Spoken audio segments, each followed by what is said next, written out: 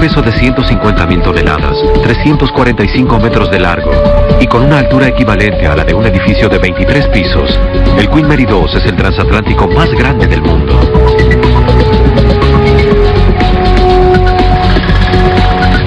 A diferencia de los cruceros que se construyen solo para hacer viajes de placer, el Queen Mary 2 se construyó para tolerar las olas de 30 metros del Atlántico Norte, con las que se enfrentará en sus viajes desde los Estados Unidos hasta Gran Bretaña.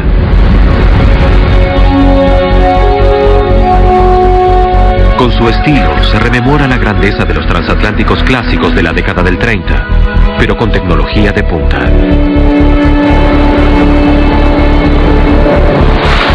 En el Queen Mary 2 están depositadas las esperanzas de sus dueños, vinculados a la línea de transatlánticos Cunard y a la compañía Carnival Corporation, así como también al astillero francés en donde se construyó el barco Chantier de l'Atlantique.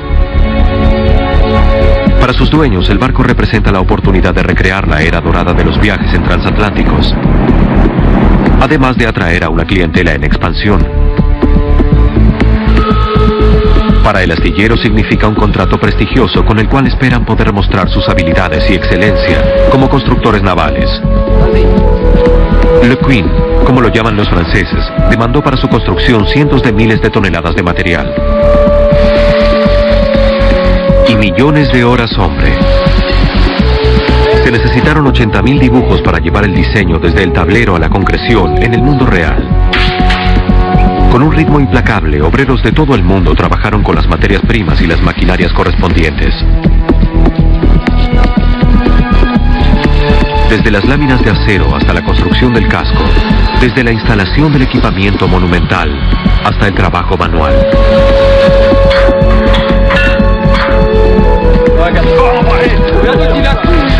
Con la construcción se continuó sin detenerse nunca por el clima. Hoy, 18 meses después de que todo comenzara, el transatlántico flota en el dique como un gigante dormido. La actividad alrededor del barco es tan frenética como siempre, pero ahora se suma otra presión que genera expectativa, porque en poco tiempo enfrentará su desafío más grande hasta la fecha: experimentar las primeras pruebas en el mar. Las pruebas son necesarias para realizar algunas verificaciones solo posibles fuera del dique, y lo más importante, para ver y evaluar el desempeño del barco en mar abierto. Hay cosas que no podemos hacer cuando estamos en puerto y que debemos hacer en el mar, como por ejemplo probar la potencia máxima, para lo cual debemos cargar los motores. En los próximos días, las miradas de los expertos marítimos estarán dirigidas al barco. No se puede asegurar que todo resultará como estaba planeado. De hecho, cuando el último transatlántico del mundo, el Queen Elizabeth II, hizo sus pruebas en el mar hace 30 años, la experiencia fue pesadillesca.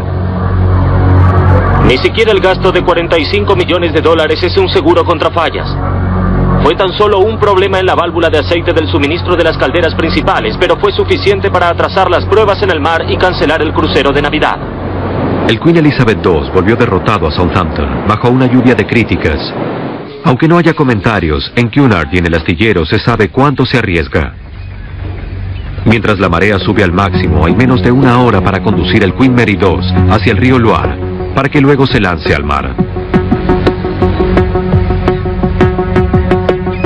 Aunque el transatlántico ya ha sido trasladado en el río cuando se lo llevó a un dique más grande para completar el equipamiento, en esa ocasión no tenía propulsión y fue ayudado por una flotilla de remolques.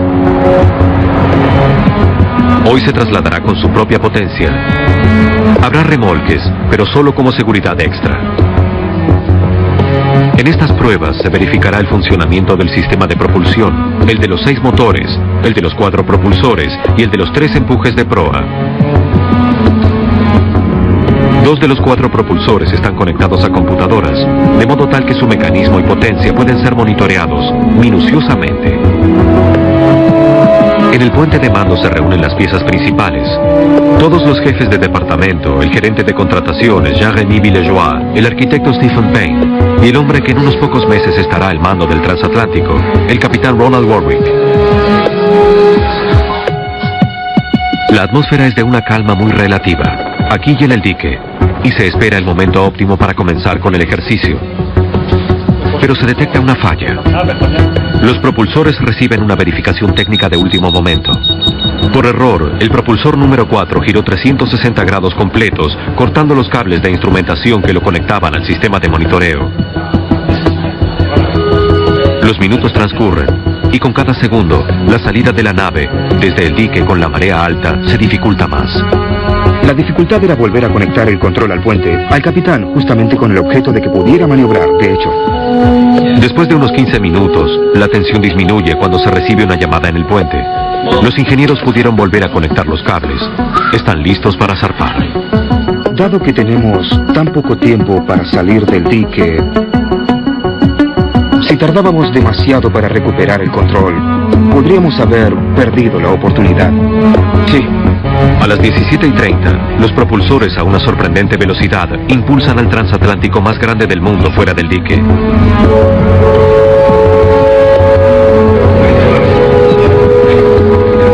Mientras se desliza lentamente, las mediciones de profundidad muestran por qué debía zarpar a tiempo.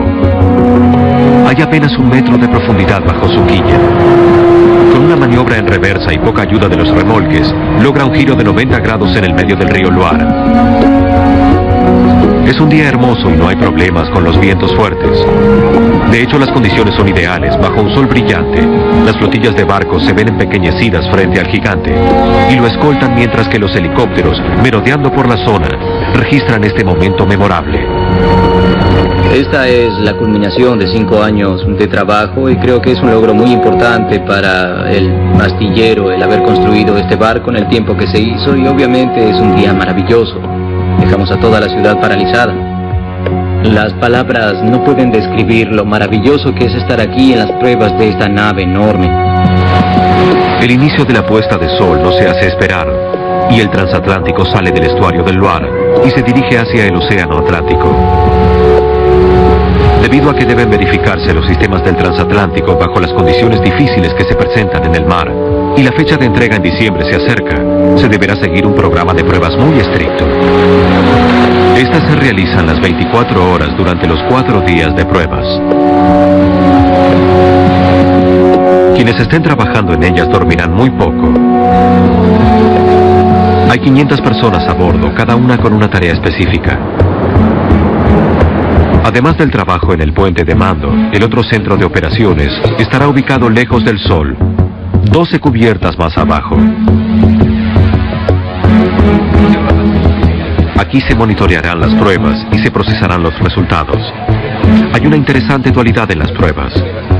Es la primera oportunidad para la gente del astillero de probar al barco que construyeron. Ellos tienen mucha responsabilidad y quieren que todo se desarrolle de acuerdo con las especificaciones del caso, mientras que sus dueños, representando a la línea Cunard, están allí para observar todo y controlar que se alcancen los niveles requeridos. Todos estarán pendientes del desempeño de una de las características técnicas principales en este barco, la de las unidades de propulsión generadas eléctricamente. Estas constituyen un cambio radical respecto de los propulsores de los transatlánticos clásicos. Su tarea es propulsar y hacer navegar al transatlántico. Con hélices de un diámetro de 6 metros y un peso de 360 toneladas, estas unidades son las más grandes jamás usadas y ejercen en total una propulsión capaz de hacer volar 3 jumbos a 850 kilómetros por hora. Nunca se usaron 4 propulsores en un transatlántico. Históricamente, los propulsores han sido problemáticos. De los 50 barcos que contaron con ellos, más del 75% tuvo dificultades. Para los propulsores del Queen Mary 2, es el momento de la verdad. ¿Funcionarán? Aquí está la configuración de los 4 propulsores con los amunizantes, los 2 de la popa que sirven para hacer navegar al barco, y tenemos 2 propulsores fijos que usamos para tener mayor poder, más potencia de propulsión para ir más rápido. Los 4 propulsores son idénticos e intercambiables. Tendrán un papel fundamental en muchas de las pruebas. En la primera noche en el mar, los motores y generadores que los impulsan trabajarán constantemente y se adecuarán al máximo de su funcionamiento. La maquinaria está basada en 4 motores diésel de un enorme tamaño, motores diésel de velocidad media, cada uno con alrededor de 16 megavatios de potencia. Los motores diésel están instalados como sucede tradicionalmente en la parte de abajo y las turbinas de gas de 25 megavatios están instaladas arriba, en la parte superior detrás de la chimenea, detrás del conducto de escape. Originalmente diseñadas como motores de aeroplano y utilizadas para propulsar a los DC-10, estas excelentes turbinas de gas pueden generar rápidamente la electricidad necesaria para propulsar al gran transatlántico a velocidad máxima. En el amanecer del segundo día, las condiciones climáticas son inmejorables. Hay buena visibilidad, viento suave y el mar está muy calmo. A toda velocidad, el casco hidrodinámico deja su estela en el agua generando una pequeña ola debido al diseño de la proa saliente, que está apenas por debajo de la superficie. La velocidad máxima es de alrededor de 30 nudos y es adecuada para la capacidad del transatlántico. Lentamente el barco se detiene para realizar las próximas pruebas de la maquinaria del ancla y los empujes de proa, las unidades de propulsión que están al frente del barco y que le permiten maniobrar hacia los costados. Las puertas de los 3 empujes de proa se abren a cada lado. Cada una de las puertas tiene un diámetro de 3 metros y pesa 3,5 toneladas. Comienzan las pruebas de posicionamiento. Los motores poderosos de los empujes se encienden y comienzan a impulsar al gigante de costado. De pronto la prueba se detiene. Durante las verificaciones, una de las puertas circulares se cerró en el momento indebido. De pronto escuchamos un gran golpe y enviamos a los buzos para que vieran qué sucedía y encontraron que faltaba una de las puertas. Parece que una falla en el mecanismo de cierre hidráulico causó que la puerta número 3 se cerrara mientras el propulsor aún estaba en funcionamiento. El flujo del empuje era tan fuerte que quitó los pernos, literalmente. Fue un sobresalto para todos. La puerta rota se hundió en el océano. Además de haberse detectado algunas filtraciones de agua alrededor de la bisagra de la puerta, el incidente no afectará la navegabilidad del transatlántico. Los túneles de los empujes están diseñados para colmarse de agua. Las puertas solo actúan como cobertores para mejorar la hidrodinámica del casco. Pero el astillero no puede arriesgarse a perder otra puerta, de modo que las pruebas en los empujes quedan suspendidas. Cuánto afecta la apertura del túnel del empuje al desempeño total de la nave es algo que no se sabrá con certeza hasta las pruebas de velocidad previstas para la tarde siguiente. Mientras el transatlántico está detenido, se verifican las anclas y la maquinaria del torno. Hay 3 anclas a bordo, una a cada lado de la proa, y una más guardada debajo del puente de mando en la cubierta. Cada ancla pesa 23 toneladas, y las cadenas de 335 metros pesan 5 veces más, 119 toneladas. Cuando las anclas se bajan, quedan incrustadas en el lecho del océano. Esto, combinado con el largo de las cadenas alcanzando el fondo del mar, es suficiente para mantener al transatlántico de 150.000 toneladas en su lugar. En esta prueba se medirá la tasa de descenso de la cadena. Pierre Caudier, del astillero, y gente de la Cunard Line se reúnen cerca del torno para medir el tiempo del descenso. Bien, los cronómetros. Aquí. Listos. El ruido que provocan las enormes cadenas mientras se deslizan es ensordecedor.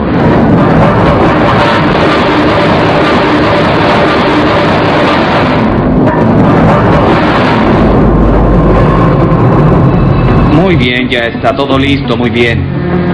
Ahora el segundo. Después de bajar y elevar el ancla en varias oportunidades, la prueba es aprobada. Y el Queen Mary 2 se pone en movimiento nuevamente. Circula información constantemente, y durante las comidas la cafetería se convierte en un lugar de encuentro, donde los ingenieros y verificadores de los distintos departamentos discuten los problemas del día. Luego del desasosiego que dejó el incidente de la puerta del empuje, el resto del día se dedica al ajuste del sistema de propulsión. Además de las pruebas estipuladas sobre los principales sistemas operativos del barco, los gerentes del astillero tienen una gran cantidad de pruebas pequeñas para realizar en todo el Queen Mary 2. Jean Roche, quien supervisa, entre otras cosas, el sistema de administración de agua en todo el barco, también dedica tiempo para verificar los sistemas de limpieza de ventanas de alta presión, que fueron diseñados para quitar la sal de las ventanas fijas de difícil acceso. Debajo de las ventanas, en la cubierta de paseo cerrada, John supervisa el sistema de extinguidores. Un incendio es lo peor que puede pasar en un barco, es tan temido y estos sistemas son muy eficientes. Un incendio ha originado la destrucción de transatlánticos maravillosos como el primer Queen Elizabeth. Para las pruebas en el mar, se equipó al barco con 300 mangueras extras. Pero estos extinguidores luchan contra el fuego y el humo de una manera mucho más sofisticada. Anteriormente, en caso de incendio, se arrojaba agua salada en todas partes, de modo que abríamos una válvula y se arrojaba agua en esa zona. Al atardecer, las pruebas continúan. El equipo de control de ruidos y vibraciones aprovecha cada minuto en el mar. Cuando se tiene la potencia que tenemos nosotros, la necesaria para iluminar a toda una ciudad, es muy difícil mantener niveles bajos de ruido y vibraciones. Los datos que recoja el equipo cuando la estructura de acero del barco esté bajo presión acelerando en el agua son invaluables. En estos 3 días es muy importante que revisemos todo el barco porque es la única posibilidad de poner a prueba los niveles a alta velocidad. Trabajamos de noche porque hay menos personas caminando por las zonas en donde debemos verificar. Hay mucho más silencio y podemos hacer las mediciones de ruido cuando el barco está en el mar. Se trata de una gran responsabilidad. Esta mañana hicimos una prueba del estabilizador. La hicimos temprano, lo más temprano posible, antes del desayuno. Fue para evitar que las personas que estaban desayunando se descompusieran o tuvieran problemas en el desayuno, y resultó bien. Para las pruebas, las condiciones a las 4 de la mañana eran ideales. El mar estaba calmo, solo había una suave brisa. Los 4 estabilizadores enormes fueron usados para hacer balancear al barco artificialmente a unos 8 grados aproximadamente. Luego se controló el tiempo para verificar la rapidez con que se podía reducir el balanceo hasta un nivel aceptable. Segundos después de que la computadora calibrara los estabilizadores correctamente, el balanceo se redujo en un 90%. Cuando se usaron los primeros estabilizadores en el viejo Queen Mary en 1953, no solo se mejoró mucho la comodidad en el recorrido por el Atlántico Norte, sino que también se consiguió con ellos que la compañía ahorrara miles de dólares en pagar porcelana rota. En una emergencia, la capacidad del barco para detenerse o salir del peligro es primordial. Con sus 2 propulsores amonizantes, el Queen Mary 2 está diseñado para tener la maniobrabilidad de un barco de la mitad de su tamaño. Desde el puente se dan órdenes de seguir curso a toda velocidad y realizar una serie de movimientos en zigzag para verificar la capacidad de los propulsores bajo condiciones extremas. En las próximas horas, este curso zigzagueante, seguido de varios giros completos a toda potencia, confirmará la precisión con la cual este gigante puede responder a las órdenes del comandante desde el puente de mando.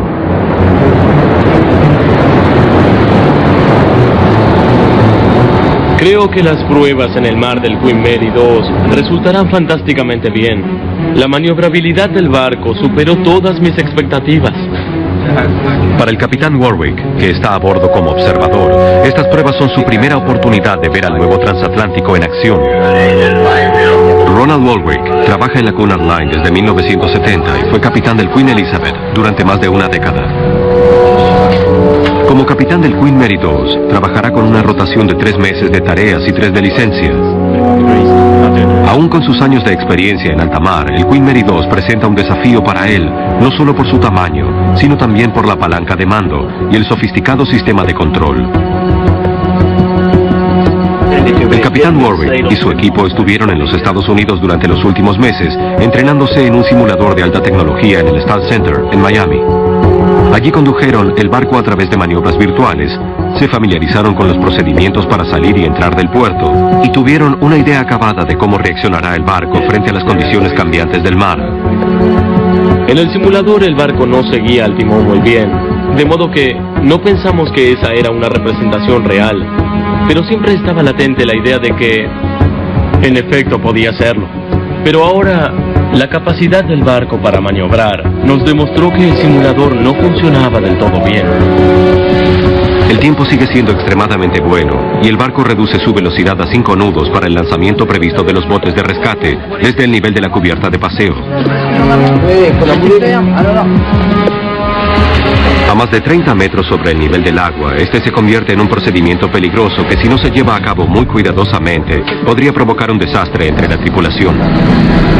El primer riesgo es que el bote salvavidas quede atascado en algún lugar y que luego voltee o se incline, y entonces ciertamente la tripulación caería al mar. Eso podría llegar a ser realmente fatal. Si los motores fallan cuando el bote cae al agua, todo podría ser arrastrado debajo de la quilla hacia los propulsores, incluso la tripulación. La razón fundamental de esta prueba es verificar el aparejo y su equipo. No queremos verificar la competencia de los operadores en esta instancia. De mi parte es la segunda prueba que pasamos y estamos satisfechos. Esperamos poder continuar del mismo modo. En el puente se está preparando todo para las pruebas de velocidad de esta tarde. Pero hay una duda. ¿La pérdida de la puerta del empuje de proa pudo haber afectado la hidrodinámica del casco? Como las condiciones son favorables, deciden seguir adelante. Las mediciones de tiempo de las pruebas de velocidad están a cargo de observadores independientes. Se realizan 4 pruebas sobre 1.8 kilómetros, 2 en cada dirección, para desechar cualquier ventaja que la marea o el viento puedan brindar. Los constructores están muy ansiosos, ya que deberán pagar multas financieras graves si el transatlántico no alcanza la velocidad máxima de 29.35 nudos, como fue especificado. Sin aparente esfuerzo, el Queen Mary 2 realiza las 4 pruebas a toda potencia. Lo único que se oye en el puente son las instrucciones impartidas por los observadores al medir los tiempos en esa distancia delimitada. ¡Atención con la detención! ¡Atención! ¡Alto! ¡Alto! Otra prueba exitosa para el Queen Mary 2, que alcanzó una velocidad máxima promedio cercana a los requerimientos contractuales. Cuando el barco zarpó de Saint-Nazaire el viernes y de hecho ingresó en el río, de inmediato logré advertir que todo resultaría, por cierto, muy cómodo en el mar, ya que allí es donde pertenece. Una vez concluida la primera prueba en el mar, el Queen Mary 2 regresa a Saint-Nazaire. Aunque todos están agotados, hay cierta atmósfera de júbilo a bordo. Según el consenso general, el barco superó las expectativas. Hay muy pocas cosas que yo cambiaría si hiciera otro. Estoy muy feliz. Estoy emocionado. El transatlántico vuelve al dique seco. Transcurrirán otras 5 semanas antes de que vuelva a zarpar para las siguientes pruebas. 5 semanas para investigar y corregir la falla de la puerta de empuje de la proa, examinar las condiciones de los propulsores y estabilizadores, después de realizar estas pruebas rigurosas y continuar con el equipamiento y la pintura exterior e interior. Inmediatamente en el transatlántico realizan actividades 3.500 trabajadores. Una de las prioridades es trabajar con la puerta del empuje de proa. Fue un incidente que no estaba previsto. Se produjo debido a fuerzas mecánicas y fuerzas hidrodinámicas que tal vez no esperábamos enfrentar o resolver. En la mayoría de las pruebas técnicas, los resultados de estas primeras verificaciones fueron mejores de lo esperado. Los propulsores funcionaron bien bajo la carga máxima, pero las verificaciones revelaron un problema. El sistema de ventilación de los propulsores no estaba funcionando correctamente durante las primeras pruebas en el mar e hicimos modificaciones. Los motores eléctricos de los propulsores se refrigeran con aire. Este aire a su vez se acondiciona con un sistema de agua secundario. La modificación que se realizó fue la de revertir el flujo de agua del sistema secundario en 3 de los propulsores. En el dique seco, los motores principales siguen en funcionamiento para realizar más pruebas y para brindar electricidad a bordo. Para refrigerar los motores, se hacen circular grandes volúmenes de agua a través del transatlántico y luego se extraen y vuelven al río.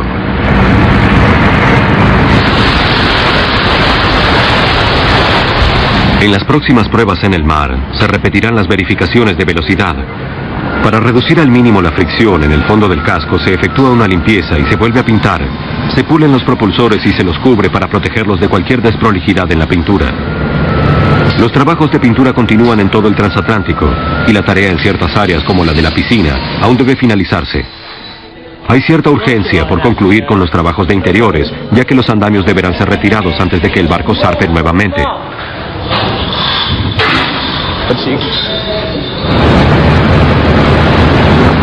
Poco después, queda tan solo un día para la segunda fase de las pruebas en el mar.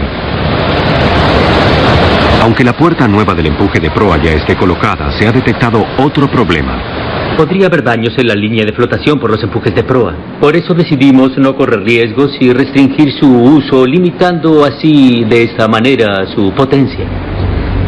El problema se solucionará después de hechas las pruebas. Durante estas funcionarán en un 50%. No afectará la fecha de entrega, ya que esto se puede hacer simultáneamente con todo lo demás. Se realizan las tareas de último momento, como la de volver a pintar los nombres. Un ejército de obreros prepara el transatlántico para las pruebas de mañana. En la madrugada, la actividad en el transatlántico sigue siendo intensa. Se deben guardar las herramientas y los equipos, pero varias toneladas de materiales deben ser puestas a bordo, ya que miles de obreros continuarán trabajando en el equipamiento mientras se llevan a cabo las pruebas. Con el clima frío del otoño y un poco de viento, dan comienzo a la segunda etapa de las pruebas en el mar. Es la oportunidad del astillero para volver a verificar los equipos que fallaron en las pruebas anteriores. El sistema de enfriamiento de los propulsores y los empujes de proa. También es una oportunidad para llevar a cabo procedimientos importantes, tales como los del sistema de emergencias en caso de choque y la prueba de resistencia de motores. Pero la prioridad es instalar los sistemas de navegación de alta tecnología del transatlántico. El sistema computarizado le permite al capitán timonear usando una palanca de mando muy simple, mantener un curso establecido con el piloto automático y con el posicionamiento dinámico o sistema PDE podrá seguir un punto fijo en el mar. Con la información satelital global, sumada a la computadora de a bordo que controla los propulsores y empujes, el DP funciona como un ancla virtual. Pero primero, el sistema debe interpretar las características del transatlántico, cómo reacciona frente a distintos climas y condiciones del mar, tales como los vientos fuertes o las mareas. Un proceso que llevará varios días antes de poder funcionar correctamente. Es hora de que vuelvan a realizarse las pruebas de velocidad. Antes de esto, se deben establecer las condiciones del mar, ya que la altura de las olas y las corrientes tienen importancia en el cómputo final de velocidad. Parece mucho más rápido, ¿no? Sí.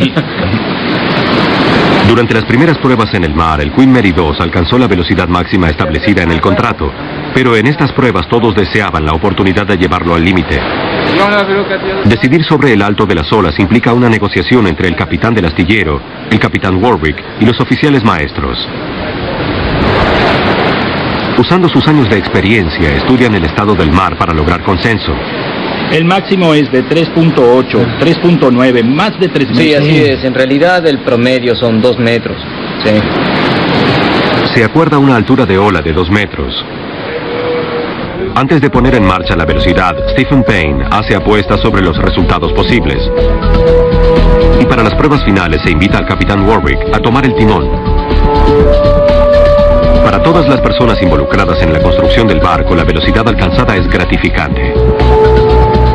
Vengo de la reunión diaria con la gente del astillero y parece ser que según los resultados tentativos de las pruebas de velocidad que hicimos anoche, el barco llegó a alcanzar una velocidad de 29.63 nudos.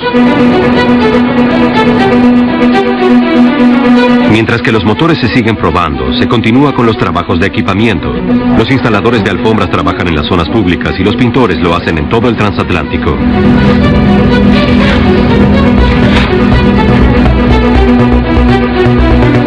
Como solo hay 700 personas a bordo, es un buen momento para avanzar con tranquilidad. Cada tarea finalizada es un paso adelante hacia la terminación del barco para el viaje inaugural con los clientes dentro de 2 meses.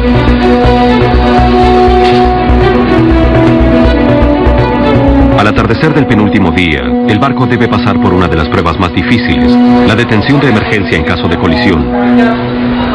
Prepararemos la prueba estabilizando la velocidad durante 1 o 2 minutos y por eso haremos este giro ahora, porque tenemos viento noreste en este momento. Después de 2 minutos haremos una maniobra de detención. Habrá algunos registros sobre el tiempo y estas personas registrarán la distancia, lo que será de gran ayuda. Se presionó el botón equivocado y uno de los motores se encendió al máximo. ¿Por qué se detuvo? Porque presionamos este botón. Nicolás sugiere que para evitar retrasos mientras el motor se detiene, se proceda con la detención en caso de colisión a media velocidad. La velocidad es de 13.2 nudos. Aguarden 2 minutos. Estén atentos, por favor. Atención todos. ¡Alto! El transatlántico se detiene dentro de la distancia especificada.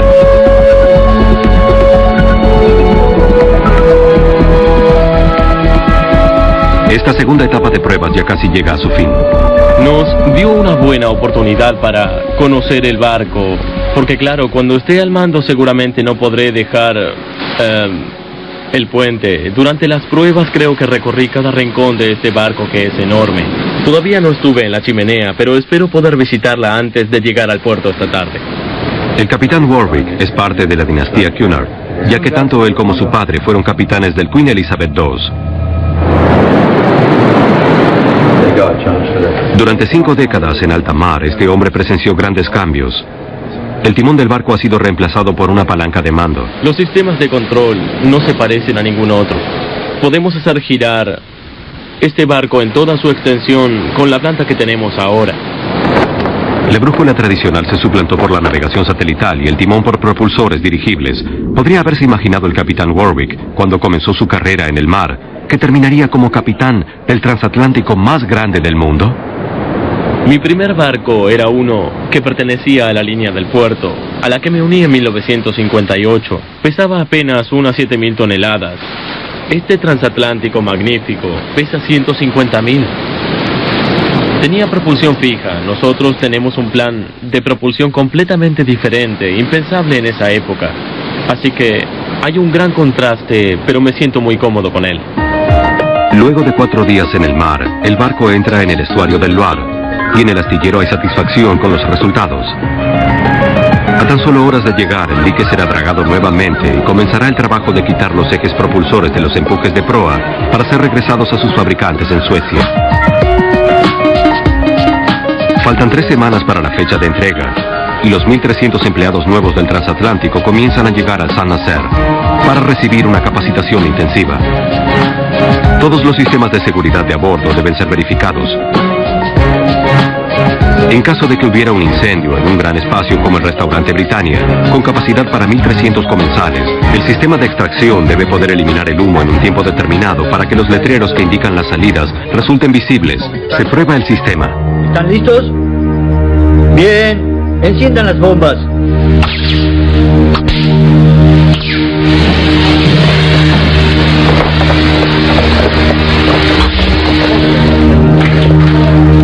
¿Están satisfechos? ¿Quieren más humo? Bien, comiencen con la extracción del humo.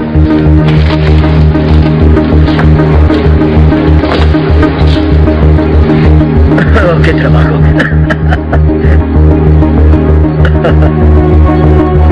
Desde donde estamos veo una indicación de salida. Allí hay una. ¿Allí hay una? ¿Allí hay otra? Es importante para la seguridad que la tripulación pueda ayudar a los pasajeros a abandonar el barco en caso de emergencia. A tiempo para ir al hospital. El ejercicio se repite incesantemente y todos los miembros de la tripulación tienen una función específica y seguirán practicando hasta que todo resulte perfectamente. Tuvimos que usar a toda la tripulación para los ejercicios. Hay 7 miembros de la tripulación a cargo de cada bote. Y luego, por supuesto, tenemos a 1.300 tripulantes a bordo que tienen ciertamente todo tipo de tareas para hacer. Todos están trabajando en el ejercicio de seguridad por el que deben pasar para asegurarnos que pueden apagar un incendio, abandonar el barco y hacerlo de la manera más segura.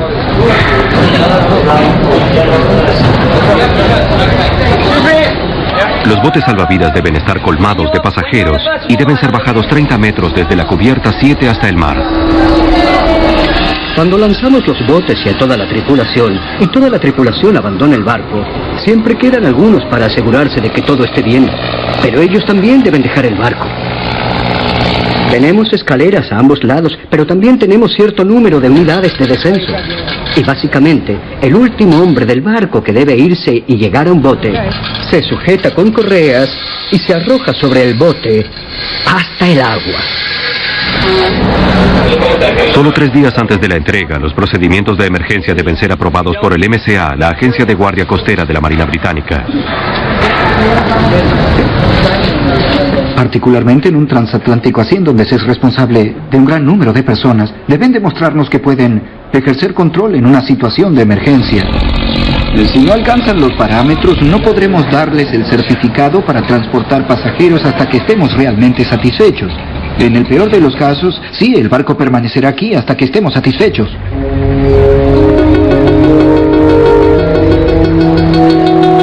El gran día ha llegado. Luego de casi 2 años de trabajos, se alcanzó la fecha límite y el Queen Mary 2 aguarda con tranquilidad en el dique, listo para ser entregado formalmente a sus nuevos dueños. El MCA les otorgó el certificado para transportar pasajeros y los 1.300 tripulantes están listos para zarpar.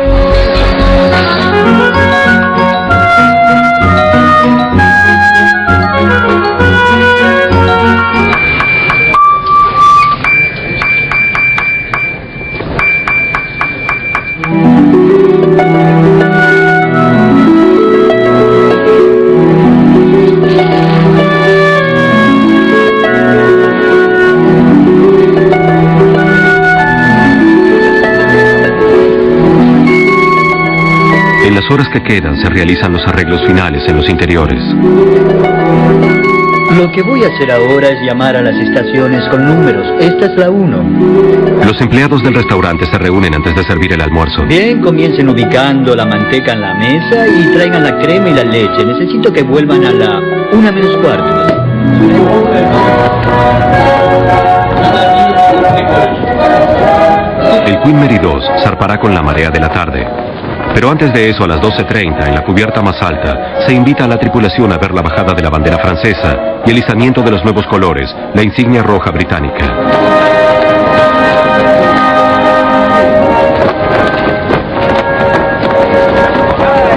Se realizan arreglos finales en el recibidor mientras el pianista interpreta una melodía y los invitados se disponen a almorzar. A medida que la marea sube, se abren las puertas del dique para que los remolques se acomoden a los costados del barco. Les pedimos a los invitados, a los contratistas y a todas las personas que no navegarán en el Queen Mary 2 que dejen el barco ahora. Gracias.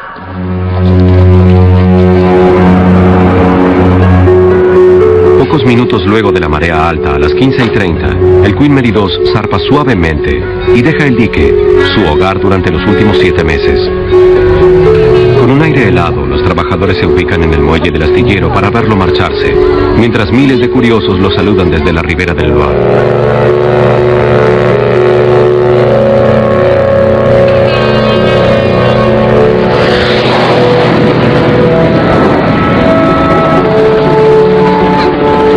Mientras el barco orienta su proa hacia el mar, la Fuerza Armada Francesa saluda su marcha. Se dirige al puerto español de Vigo, donde realizará maniobras durante 2 días antes del viaje de bienvenida hasta Southampton, en la costa sudeste de Inglaterra, donde se realizará la ceremonia de nombramiento formal.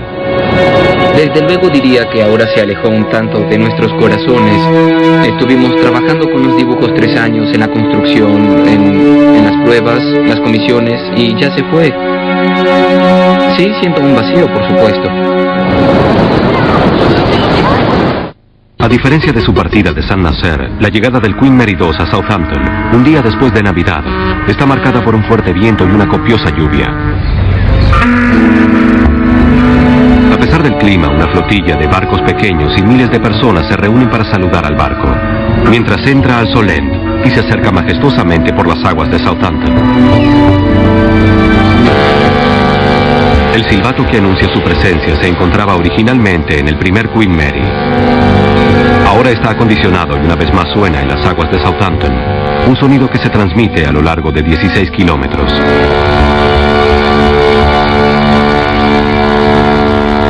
Durante los próximos días, el barco dejará Southampton para realizar una serie de cruceros de prueba, viajes cortos con pasajeros invitados, que les permitirán a los chefs, camareros y al personal de los camarotes ir perfeccionando los servicios.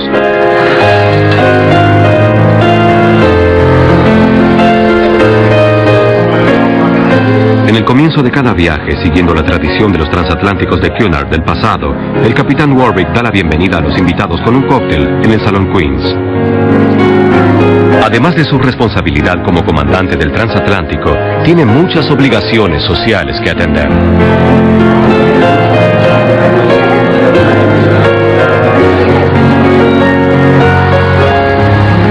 Tres cubiertas más abajo, en la lavandería, la tripulación china continúa con la tarea incesante de limpiar y planchar la montaña de cosas para lavar del transatlántico.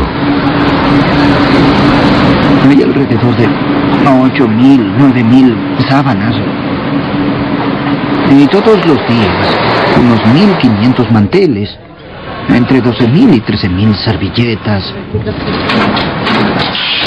Está la lavandería de la tripulación, la de los pasajeros y la de los oficiales. La traen aquí y la recogen unas horas después. Todos los días y cada día. En las cocinas del restaurante Britannia, los chefs y camareros se preparan para la primera atención de la noche. Se sirven grandes cantidades de comida en el transatlántico. Aquí, por ejemplo, se consume la mayor cantidad de caviar de todo el mundo. Y en los restaurantes y bares se beben más de 1.000 botellas de vino por día. El servicio de este gran hotel marítimo debe funcionar tan bien como la afinada propulsión y los sistemas de navegación.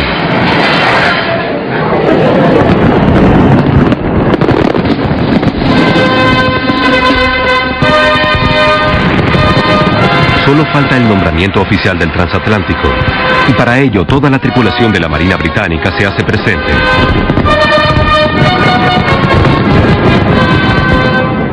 Al igual que con todos los grandes transatlánticos de bandera británica, la regente preside la ceremonia.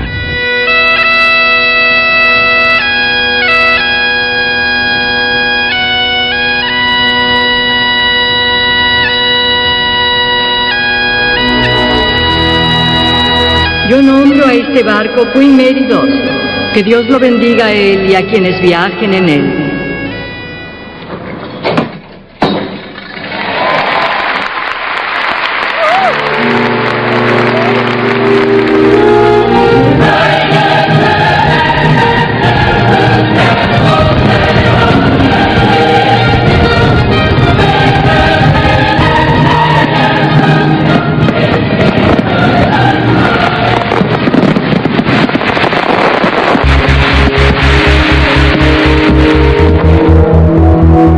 Mientras se aleja en el océano, comienza una carrera larga y ardua. Durante 40 años en el mar, navegará una distancia equivalente a 12 viajes a la luna, ida y vuelta. Y aunque en el futuro su tamaño y capacidad puedan verse amenazados por cruceros monumentales, el Queen Mary II puede llegar a ser el último transatlántico construido para este propósito, que el mundo conozca.